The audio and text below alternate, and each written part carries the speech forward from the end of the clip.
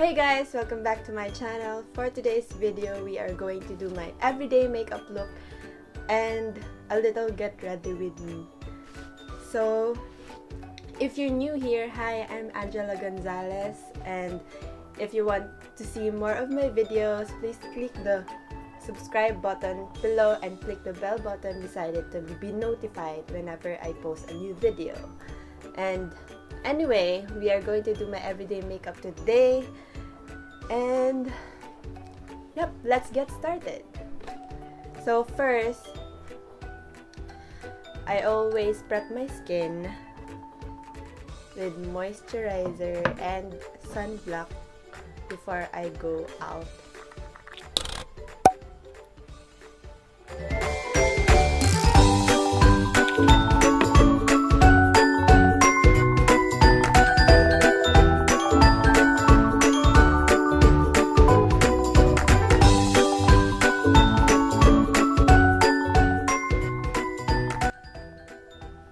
So after ng moisturizer, we are going to be putting sunblock.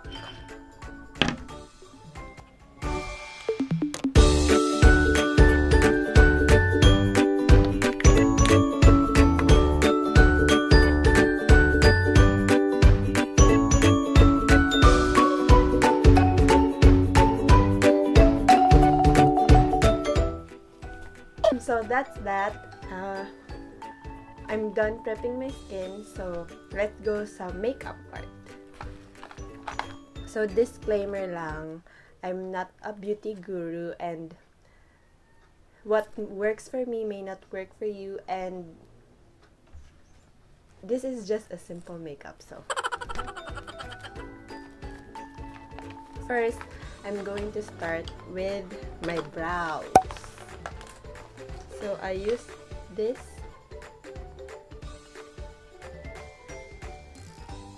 Maybelline Tattoo Brow Ink Pen. So as you can see, my brows are really not groomed, so bushy sila because hindi ko alam paano mag-groom ng brows.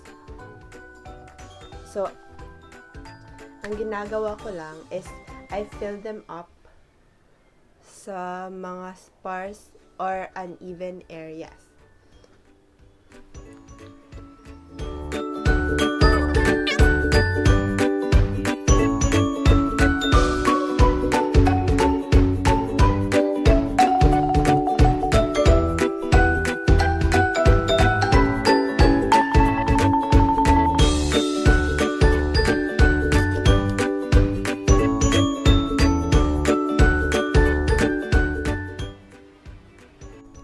So that's for one brow, and I'm going to do the other one. That's for my brows. Gusto ko siyang bushy and yung makapal. And I use this shade, parang ash gray, to mimic my hair strands. Para mas natural pa siyang tignan. So, after my brows, I do my eyelashes.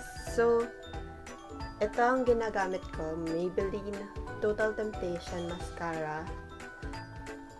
And, excuse me, I just put them.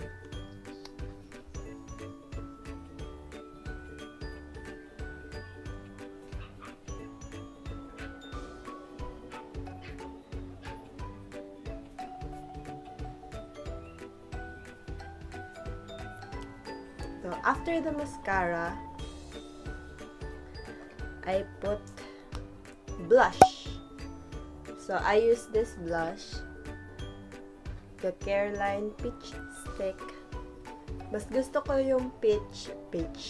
Mas gusto ko yung peach because mas natural and may binibigay siya na glow sa face. So, I just put it here and biniblend ko lang siya.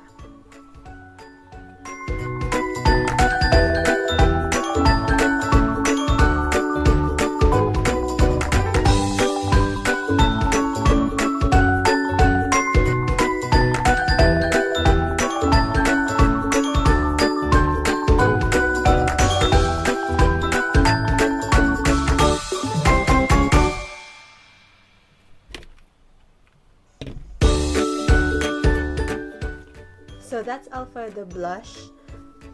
Ayaw niya kasing makita sa camera, and sa personal, okay lang naman siya. It looks natural. So, I use this, and may times na gusto ko rin yung hindi peach yung gagamitin ko. So, I use this mousse blush from Luna Organics in the shade Tootsie. So, it looks like this pag na-blend na siya. Parang mauve shade. It looks like parang reddish siya. And para sa peach stick ng Careline, it looks like this. Hindi gaanong makita sa camera.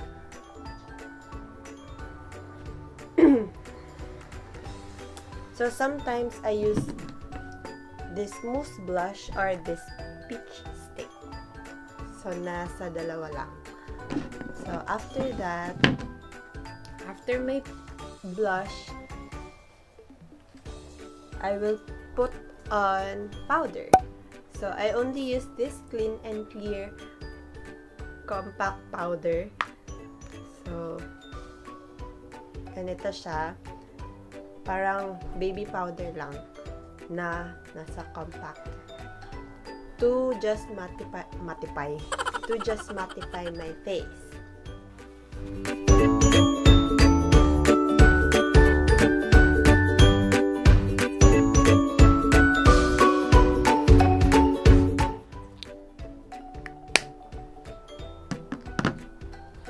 So, after the powder,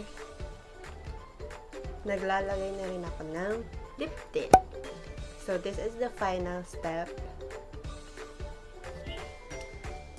I either put KJM Cheek and Lip Tint in the shade Bittersweet Magenta or yung The Face Shop na Watery Tint.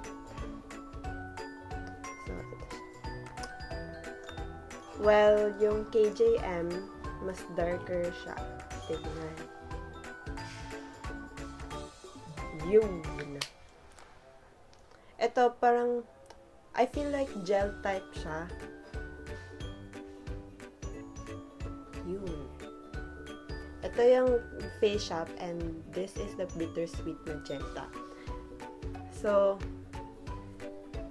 I usually wear yung KJM because I like the darker shade.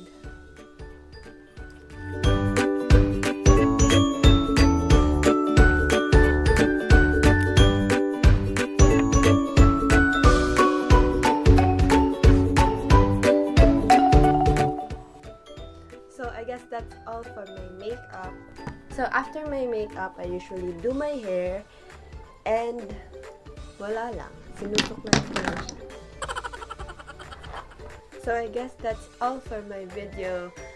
Don't forget to subscribe and click the bell button beside it to see more of me.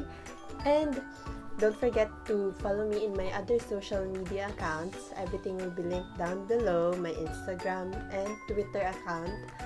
And comment down your video suggestions or reactions.